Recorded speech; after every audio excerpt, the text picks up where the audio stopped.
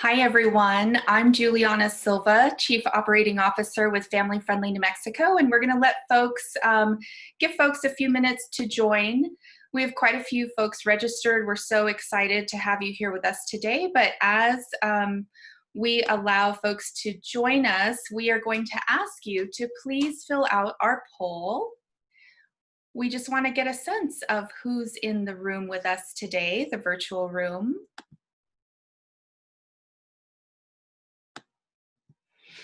So as you're joining, we are giving just a couple minutes to let folks come into the webinar. Please fill out what industry you're in, and you may have to scroll down so that you can see the second question: how many employees does your business or organization have?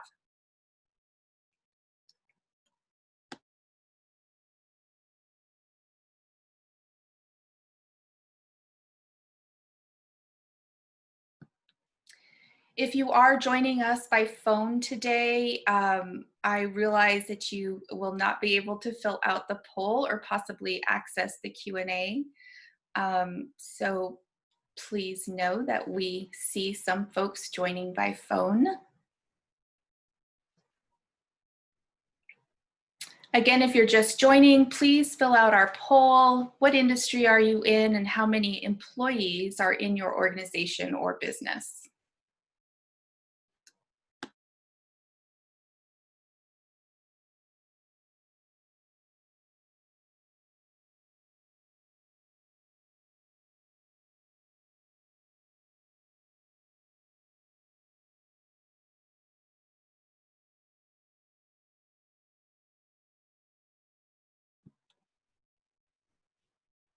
Thanks for being with us. As you're joining, we do have a live poll, and we're just going to wait about a minute to let folks join.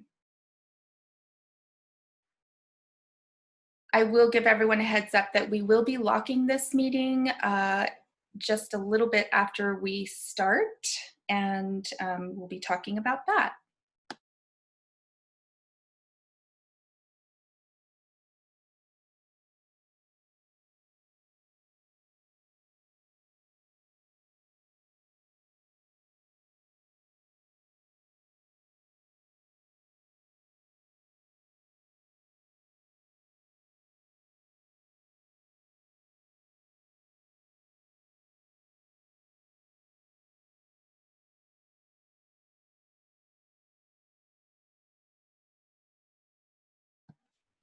Welcome, everyone. If you're just joining us, we're pausing to just let folks come into the virtual room. We have quite a few folks registered, and I see lots of great familiar faces. I'm so excited to be here with you all today. I'm Juliana Silva, Chief Operating Officer with Family Friendly New Mexico, and I'm going to give you just about 10 more seconds to fill out the poll, and then we'll be closing that poll.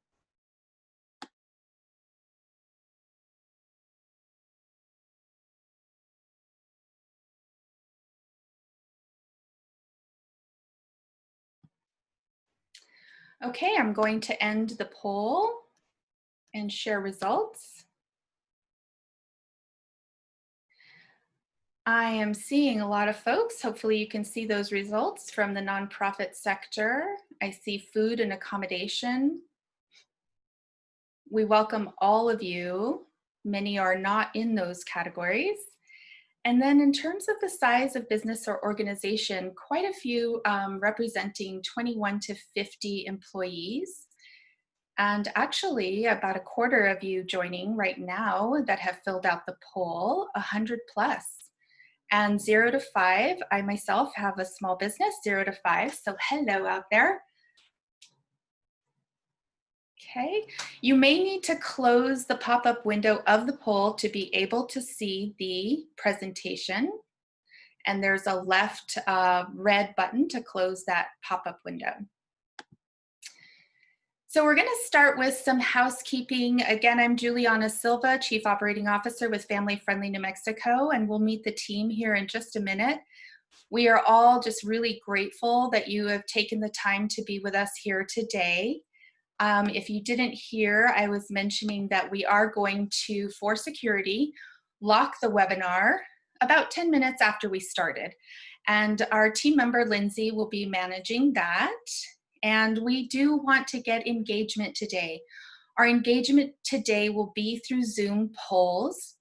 We are providing some really great introductory information. We realize many of you are coming to the webinar today at different levels of awareness, but we feel it's really important to pause and reflect and take really good care in understanding introductory concepts around anti-racism and racism. So we want to hear from you today, and please fill out the Zoom polls. You will notice that, excuse me, you have the option to check anonymous when you fill out submit a question, or if we ask a live question and you answer that in the Q&A, you can check anonymous. We are recording today because we want to be able to share this as a resource for our community, and you will be able to go back later on and rewatch the workshop as well. And we recognize that the more you share, the more that we learn from each other. We want you to know this is a space to learn together. As a trusted resource in the community, we at Family Friendly New Mexico recognize the seriousness and the importance of doing anti-racism work individually and in our business or organization. And we want you to know that we are on this journey with you to listen, learn, understand, and to deepen our commitment to anti-racism and really deepening that commitment within our organizations. This is the beginning, and we recognize individually that it starts with us, and we want us to all have that awareness that work toward anti-racism really starts with the person. So we're here with you on this journey to help you do that. Okay, so we want to start off by, okay, maybe I had a technical glitch there. I didn't stop that previous poll, so hopefully you all are seeing the presentation. We're gonna do another poll. Just a quick check-in. Where are you as you're showing up today? With a few questions.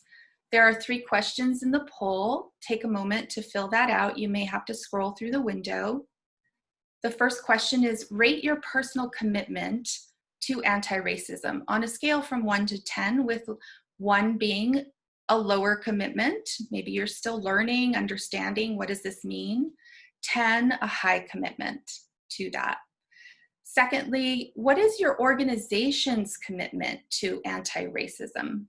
And this is really just a quick check. We realize we're going to be getting into some content, but we just want to see where you are right now as you come into the webinar. And then rate your understanding of racism and anti-racism. Same scales, 1 is low, 10 is high. Just give everyone a few minutes, or not minutes really, just a couple.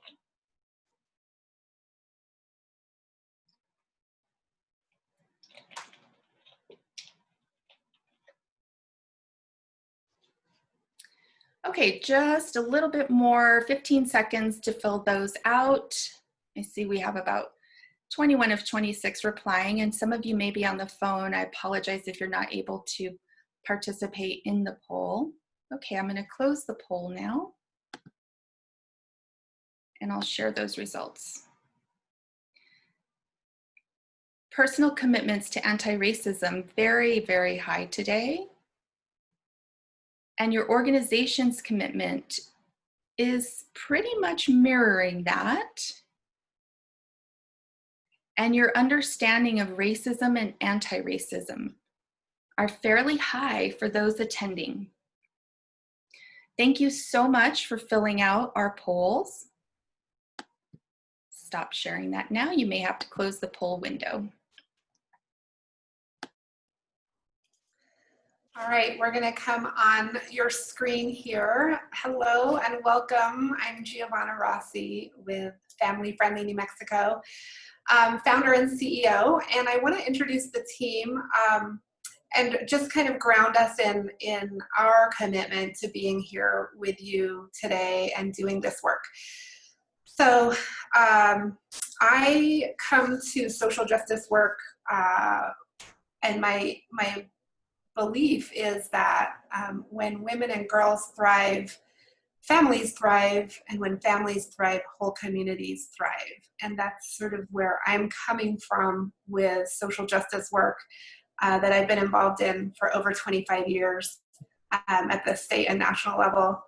And you've met Juliana already, our COO. And Juliana is an entrepreneur, a nonprofit leader, and she's been working on understanding anti-racism in organizations for 25 plus years. And I also want to introduce Angelica Archuleta. Angelica is our project assistant. She has a BA in sociology and a certificate in peace and justice studies from the University of New Mexico, and she's deeply rooted in studies in anti-racism. And we have Lindsay McCoy joining us on chat and I think she's on video too. So she's our community relations and marketing manager.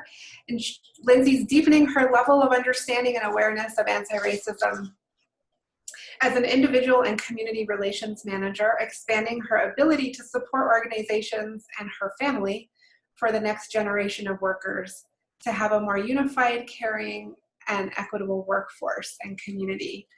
So I just want to take a minute and thank the team. This has been quite an undertaking to really respond to the need in the business community right now, to really talk about anti-racism and how we are, how we're thinking about it, what we're doing, and you know, providing this information to our community. So thank you to the team for this incredible work, and we're excited to be here. We're going to take ourselves off video so that we're not interfering with the slideshow here. So keep going here. Let's see. To tell you a little bit about Family Friendly New Mexico, many of you are familiar with the organization, but for those of you who are not, we are a statewide initiative, nonprofit initiative that was really started through a legislative task force about 10 years ago. And it grew into a nonprofit initiative that has the mission of recognizing and supporting employers that adopt and implement family-friendly policies so that businesses, employees, and their families can thrive.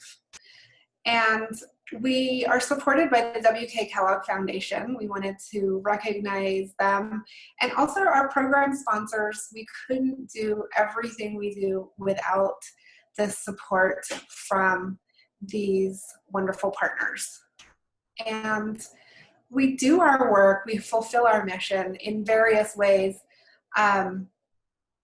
You'll see some bullet points up on the screen. First and foremost, I want to say we recognize our businesses that are in the Family Friendly program as awardees. We recognize and honor them.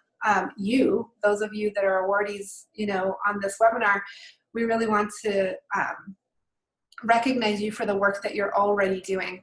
We also have events and other kinds of resources, including an online toolkit that's on our website there, nmfamilyfriendlybusiness.org, and you can find all kinds of sample policies, information about all the different family-friendly policies that we cover at the online toolkit. We also provide CEUs for our educational events, including this one. You'll be getting more information about how to claim your CEU for attending today at the end. But we're proud to be able to provide CEUs for all of our educational events to support the professional development of our attendees. And last but not least, we have a business directory that lists all of our awardees, and you can search by industry, by business name, so you can find that also on our website. So just briefly, our family-friendly policies include 4 main categories that we've always had from the beginning of the program: paid leave, health support, economic support, and flexible work schedules. And within these 4 categories, we have lots of different policies, a total of about 15 policies within those 4 categories. In addition to that, we added last October, we added the Platinum Level Award, which includes pay equity, diversity and inclusion, and community investment. And so I want to focus just a little bit on the diversity and inclusion category here, which includes policies related to diversity for your staff and your board, and diversity programs or employee networks, and also training. And so if you're here today, you may very well be already doing some of these things. And we're going to talk later about a little bit more about this and how you can do some of these things.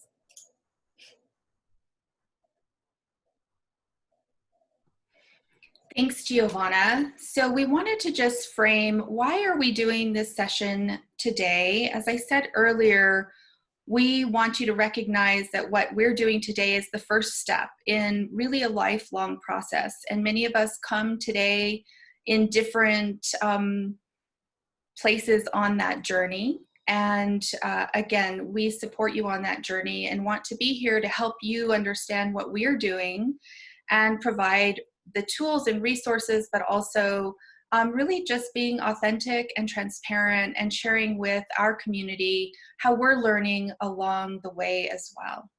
So you're here today, and we really want to honor that and recognize that by you just being here in this webinar, we see your commitment and we see you and your desire to bring anti-racist policies to your everyday actions in your business or organization. We also want to recognize that the content and the concepts and everything that's happening is sometimes new for folks and sometimes not. Many people have been working on this for hundreds of years. It's not always comfortable to be coming into awareness of things that maybe the awareness wasn't there before. So let's allow ourselves to get comfortable with being uncomfortable. Robin DiAngelo wrote a book called White Fragility. We're linking to all the resources that we are bringing up in our webinar. We will be sending out this slide deck to everybody that registered, and you will have access to all the resources that we're mentioning in the webinar. And she said, as an individual, we can't be perfect in this work, but we can work to do less harm.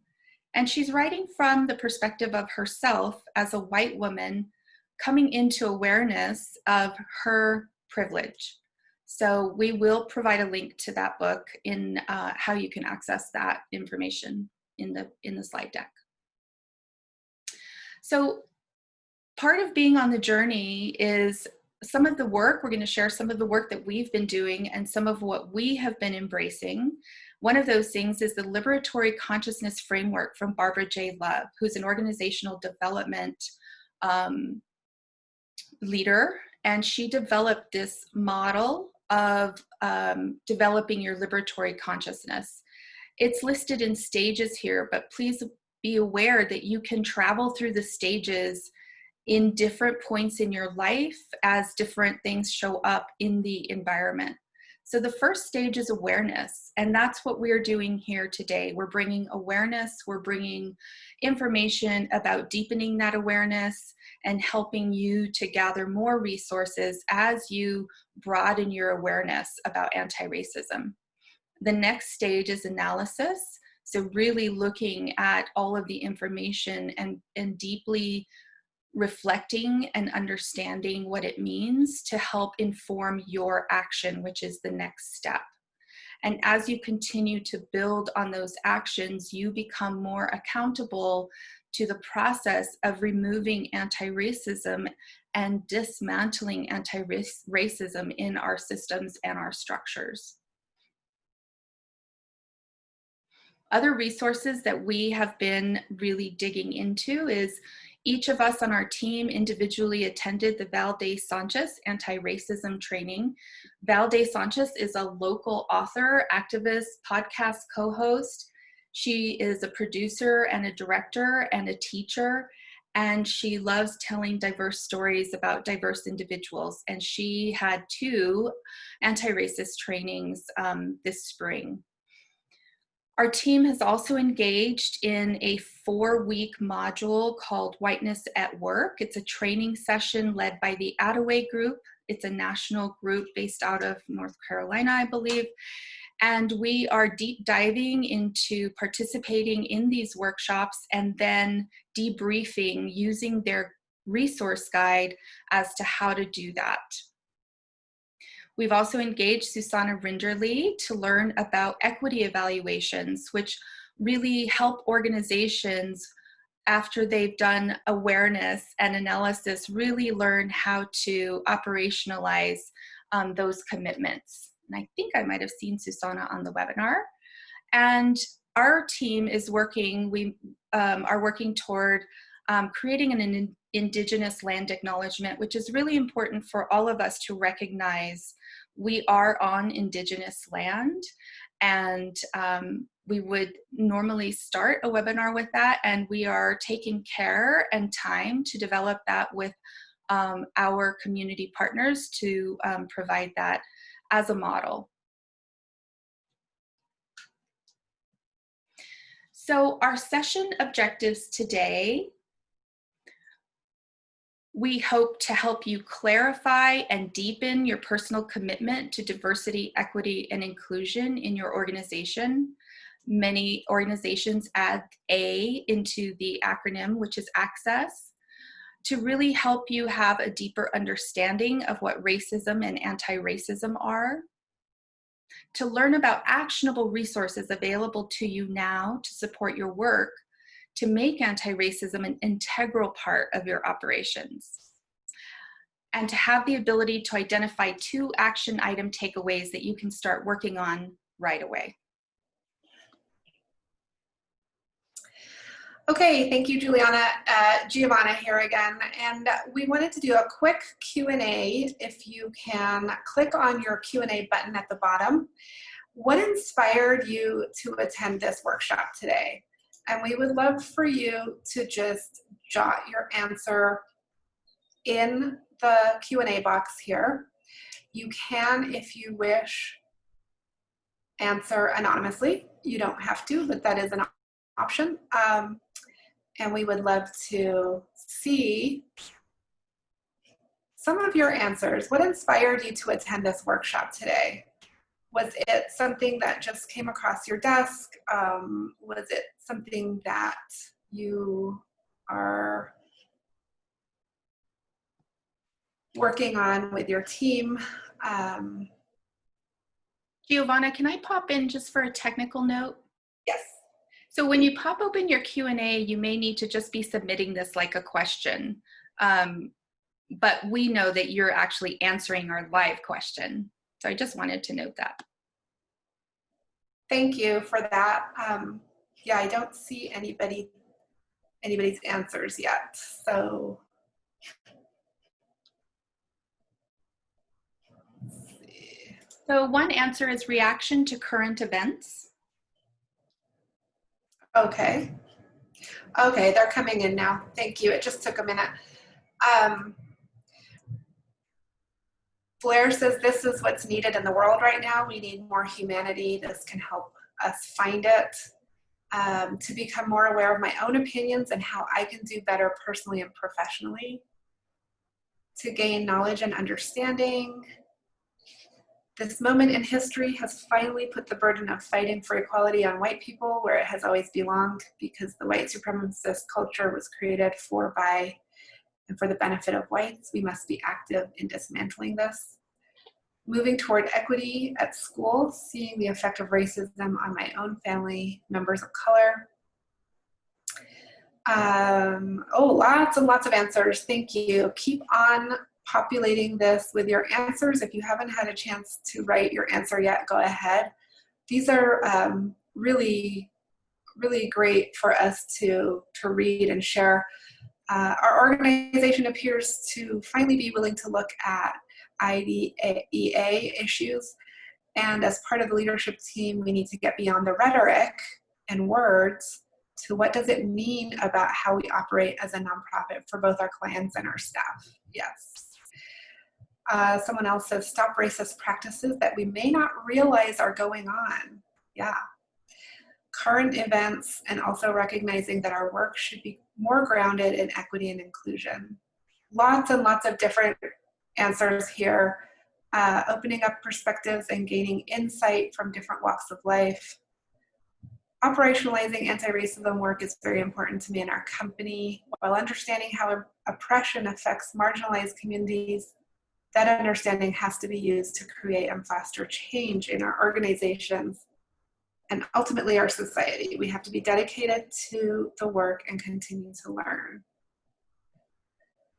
So just a quick note, this is great feedback and great information for us. And I do want to let you know that this workshop today, this webinar, is the first in a series of workshops we'll be doing that will get a lot more specific and deep as we move forward. So I want you to stay tuned for future workshops. This is really a very introductory workshop webinar for you. So I just wanted to mention that. Okay, so it looks like everybody has answered who is going to answer. And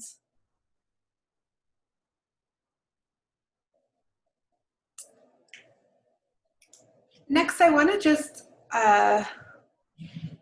lead you through a very quick silent reflection activity. So you've had a chance now to share with us, you know, sort of where you are coming in here from. I'd love for you to take just a minute or two and jot down in your own notebook or in your own notes what your own personal learning goal is today. What is the one thing you would like to leave here with today? And be as specific as you can. That will help you. And if you can just jot that down, we'll just give you a couple of minutes or maybe just a minute to jot that down, what your personal learning goal is today. And it may be related to something you've already shared, but go ahead and just write that down for your own notes.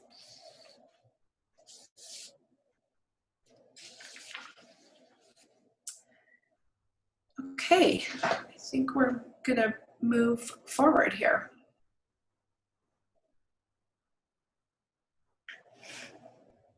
All right, thank you so much, Giovanna. This is Angelica. Hello, everyone, welcome. I am going to be going over some definitions with you today. And taking a look at this visual here, we can see the definitions that we'll be going over. So we'll be going over the definition of personal racism, institutional racism, and cultural racism. So as we're going through the definitions, I think it's really helpful to keep this, this visualization in your head, and we'll revisit it afterwards.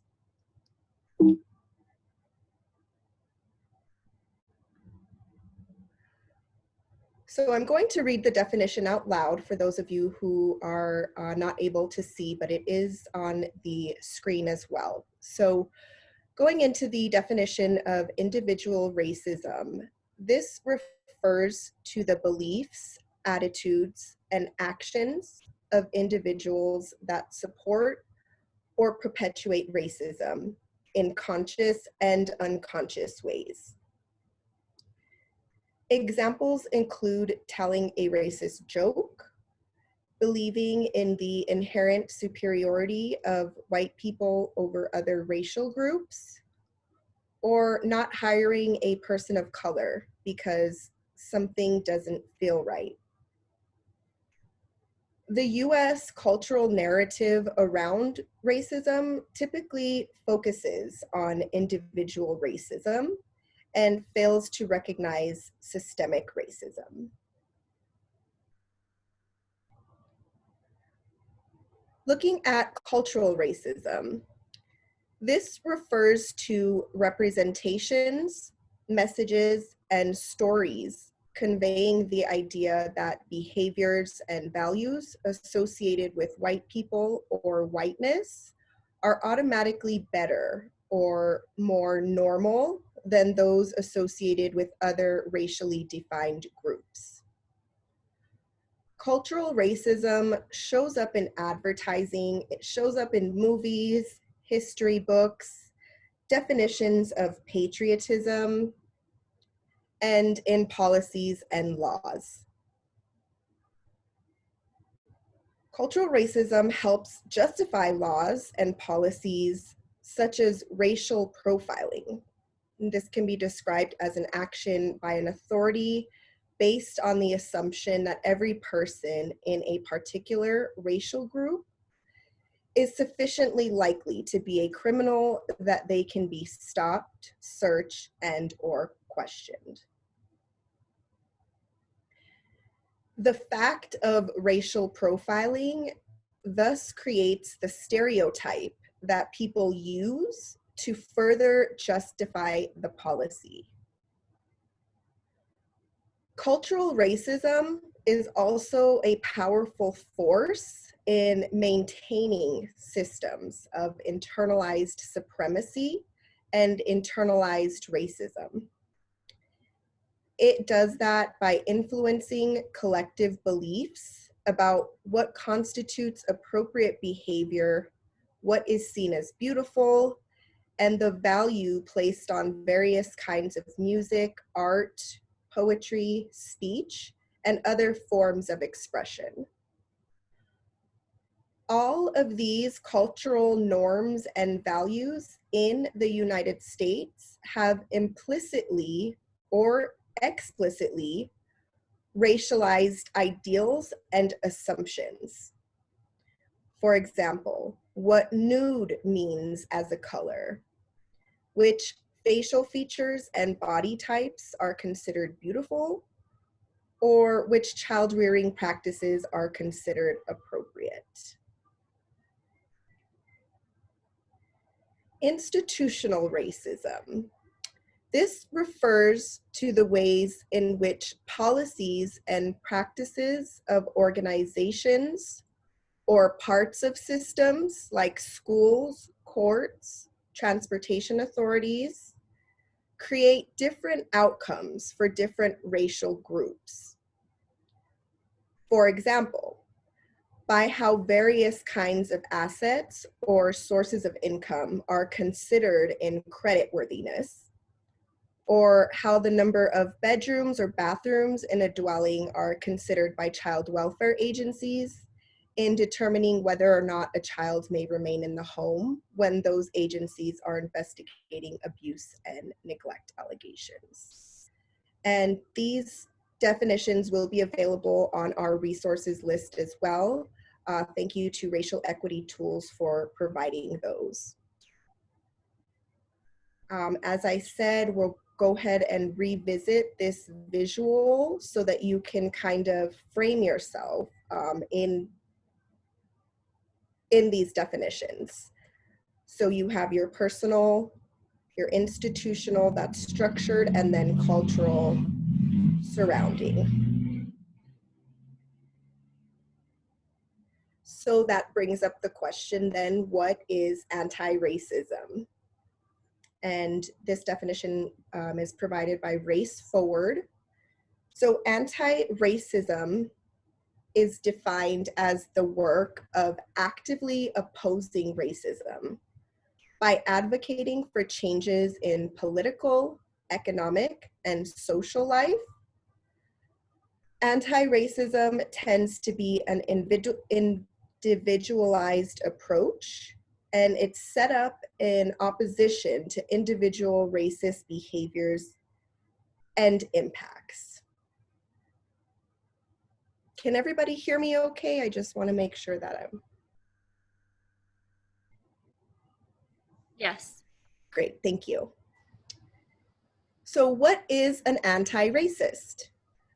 According to Ibram X. Kendi, who authored How to Be an Anti-Racist, An anti-racist is someone who is supporting an anti-racist policy through their actions or expressing anti-racist ideas. So this includes the expression or ideas that racial groups are equals and do not need developing. And most importantly, supporting policies that reduce racial inequity. Passing it on to you, Juliana. Thanks, Angelica. And we wanted to also lift up the Anti-Racist Small Business Pledge. A couple of our team members attended a community forum led by Rachel Rogers and other folks who wanted to speak after the murder of George Floyd. And they put together the Anti-Racist Small Business Pledge. It's a one-page document. We will be linking to that PDF. And their definition of an anti-racist is those who speak and act in ways that advance racial equity in society, and also those who act to interrupt racism. So again, back to the visual that Angelica mentioned, the personal really sits at the center. And so being in webinars and deepening your learning really helps all of us to understand how to act as an anti-racist. So the 5 points to the Anti-Racist Small Business Pledge are: number 1, to name white supremacy and the impact of racism on both our personal and professional lives. Now, there are terms in a lot of the content that we're bringing you here today. We did a really deep dive into the terms of racism and anti-racism. And as Giovanna said, we will be continuing our learning by providing more content to you so that you can deepen your knowledge of what it means exactly when we say name white supremacy. The second is to engage in anti-racist education for you and your team. And there are really specific recommended ways on how to do that. Commit to open conflict and allow discomfort. We talked about this a little bit already. These issues are very deep. They are structural. And so anytime you're doing really important work, this may become uncomfortable. And leaders and owners, it's important to know that that will happen. And there are ways to find support, how to move through the discomfort. It doesn't mean pass through it, but just how to be present. Invest a portion of your monthly company budget to the Black community, and express your sincere long-term commitment to becoming an anti-racist organization.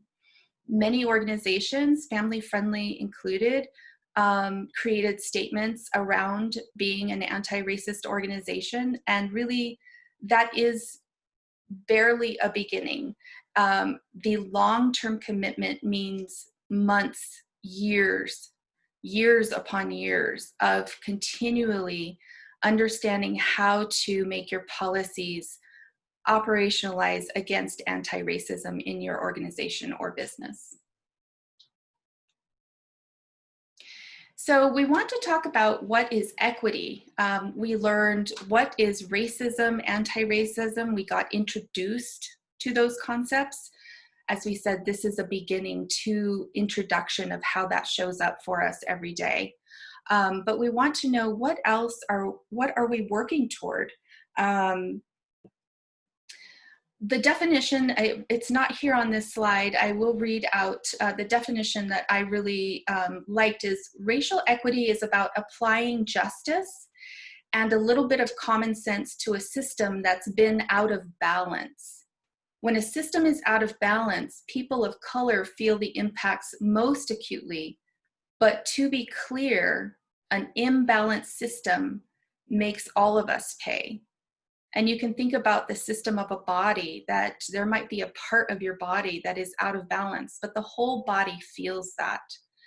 And so we want to refer to the business case for racial equity that was put together by the W.K. Kellogg Foundation We're grateful for their support and the work that they do to help really provide information for employers and business owners and community leaders and nonprofit leaders and owners as to how we can really get actively engaged in reducing this racial equity gap that we have nationwide and even in New Mexico.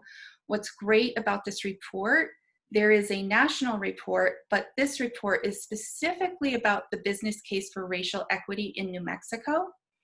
And I'm just going to lift up a couple of the points from the report. It's about 45 pages. You'll have the link to that as well. I recommend everybody download it. And you can see the different industries it talks about. Many of you are from the industries that it really targets in this report about what you can do in order to really help close this racial equity gap. Because when that gap closes, we can realize so much benefit as a state and as a community. So their research projects that by 2050, New Mexico stands to realize a $93 billion gain in economic output by closing the racial equity gap. We can stay on this slide on Helica, but I'm just going to read a couple of other points. 1.8 billion can be gained per year by reducing health disparities. Healthier workers have fewer sick days, are more productive on the job, and have lower medical care costs. The estimate is that disparities in health in New Mexico today represent $580 million in excess medical care costs and $1.2 billion in untapped productivity. So that's really key.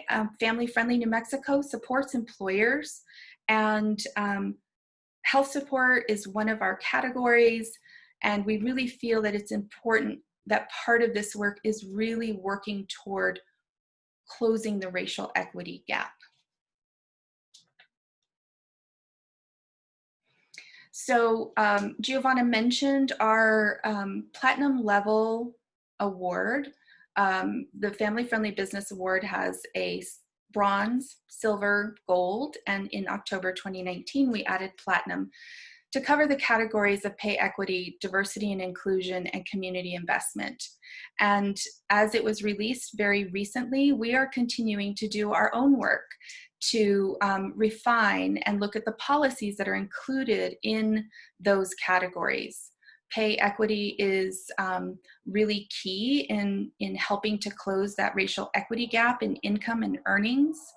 And of course, Giovanna reviewed our diversity and inclusion policies that are included, really does include training, employee groups, really looking at how are you going to set goals toward your diversity in your staff or your board. And workshops and future workshops like this today are all about how do you then take those policies and go deeper. And that's more to come on that. And community investment is about giving back to community. And we have our Platinum Toolkit will be released on our website very soon, where we will be providing further guidance and learning and understanding about those policies within that category.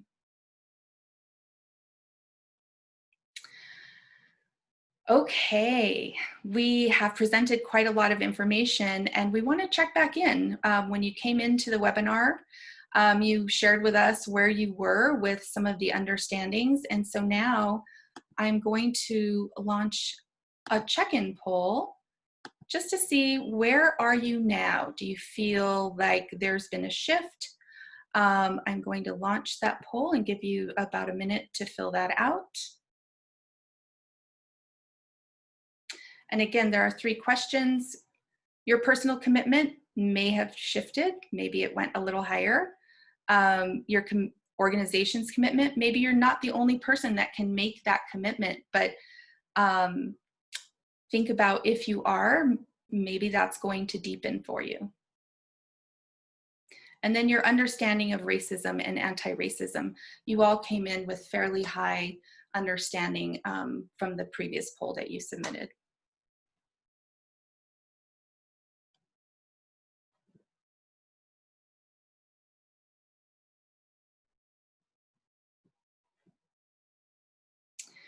Okay, just a few more seconds. I think I'm seeing some movement here. Okay, I'm going to end the poll and then share that out. I really see an increase in the personal commitment. I didn't write down in my notes where we were with that.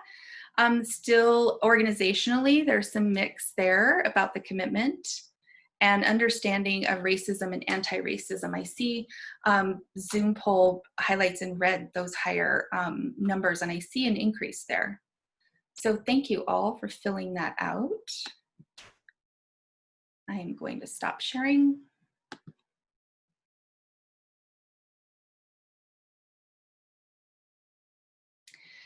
So we want to do a resource recap. We have brought forward a lot of resources, some of what Family Friendly New Mexico as a team is engaging in. We mentioned the W.K. Kellogg Foundation report. Along with that, there's a link to create your own racial equity resource guide. So this is a website that the W.K. Kellogg Foundation has put together. They have some pre-designed resource guides, but you're able to craft your own resource guide for your organization, and we feel like that's a really great resource for you all.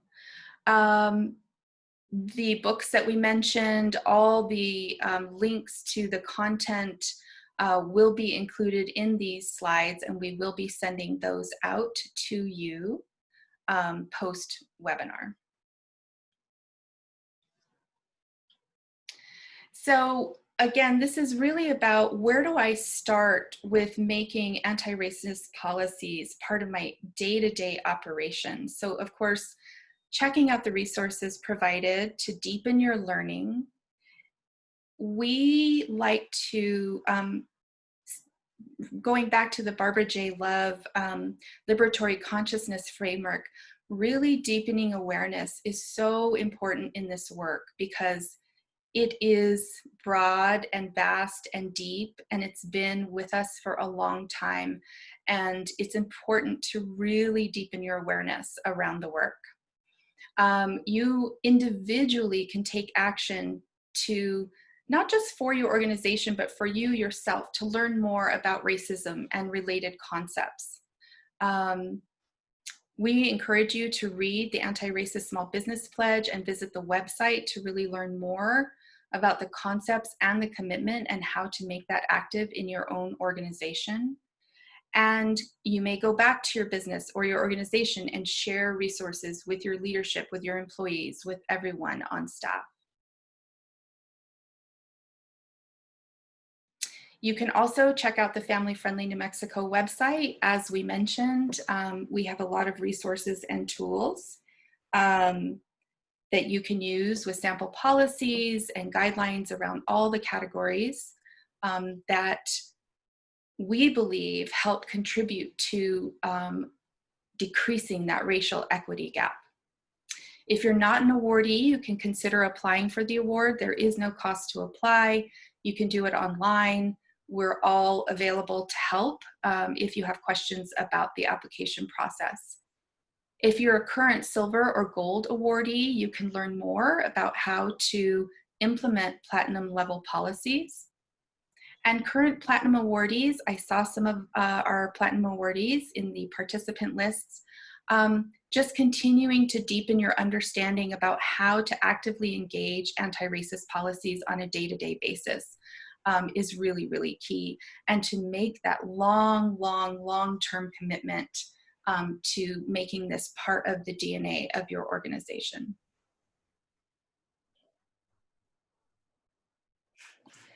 Okay, thank you, Juliana.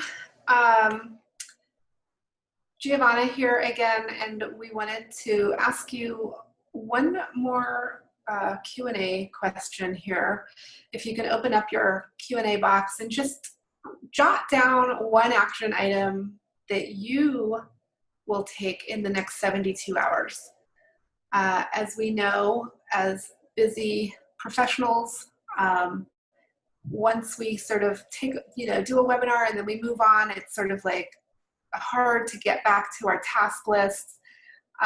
So one way to help move you toward that is for you to actually jot down here, what do you think you can do in the next 72 hours based on the information presented today, or any ideas that you got while listening today.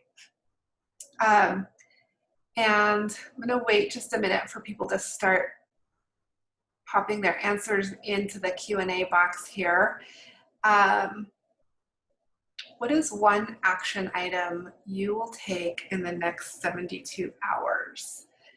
And you, if you can't think of anything, I'm sure you can think of something. I know people are probably making lists and taking notes. Go ahead and jot something down in the Q&A. You don't have to answer anonymously, although you can. One person says, I will make this webinar's materials available to our management staff to start the dialogue. Great. And then someone else says, I'm communicating with my principal about applying for at least silver status with Family Friendly New Mexico. Awesome. Yeah, and just start where you can. And that's the whole goal of Family Friendly New Mexico, is to meet you where you are. So if you are at bronze level, if you're at silver level, we welcome you and we will embrace you and support you. And if you need help with the application, you have questions, let us know. Vicki says, search out additional trainings and webinars on this important topic. Yes, and we'll have lots of resources in the list that we email you. Blair says, gather my own personal toolbox of resources and then review our current policies to identify gaps, language, clarity, etc. Great. That's a good thing. And so these are all things you're going to do in the next 72 hours. Someone says, research the small business pledge and share info with colleagues. Yes, absolutely. Look for the information on the website, Family Friendly New Mexico website. I like the get uncomfortable with being uncomfortable tip. I would like to use that tip going forward to address things in my personal life and on my professional forefront. Absolutely. This does touch on so many of our individual, personal things in our personal life too. Familiarize myself with the anti-racist small business pledge. Yes, that is a good thing to do. And, for those of you who are already platinum awardees, you already track and look at diversity in your staff and your boards. You already have programs and networks for employees based on diversity. You're doing trainings, or maybe you're going to do more trainings. If you're already there, we really encourage you to dig deeper, and absolutely the next few of these workshops that we're going to do are going to be really great for you. They'll be great for anybody who's attended today. And we'll, if you look up Susanna Rinderly's information, you'll see she talks about equity evaluations, which go beyond just training, but actually much deeper into evaluating equity in your organization. So lots more to come on this. Thank you for sharing your thoughts here. I think we'll end that Q&A now. And one more poll for you. I'm not sure if this is a poll or not. Are we going to have a poll? It's going to be a poll. Okay, so what progress have you made on your learning goal? So at the beginning, you jotted down something in your notebook or on your computer about your learning goal. What progress have you made towards your learning goal? And we have a few options here. Just jot down or submit which one is closest to where you're feeling you are right now. Most people are saying, I have a few resources that I will be checking out to help me achieve my goal. Good.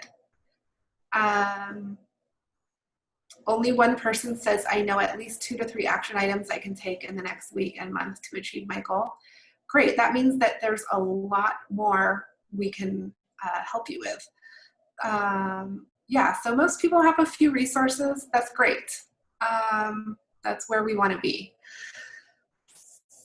So I think we will give people another couple seconds to submit their answers here.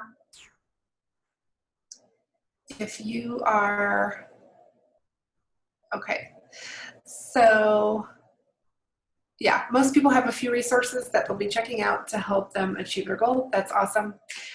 And we're done with that. Okay. Well, the hour sure flew by, and we really, again, want to thank you for joining us and for inviting us on your journey.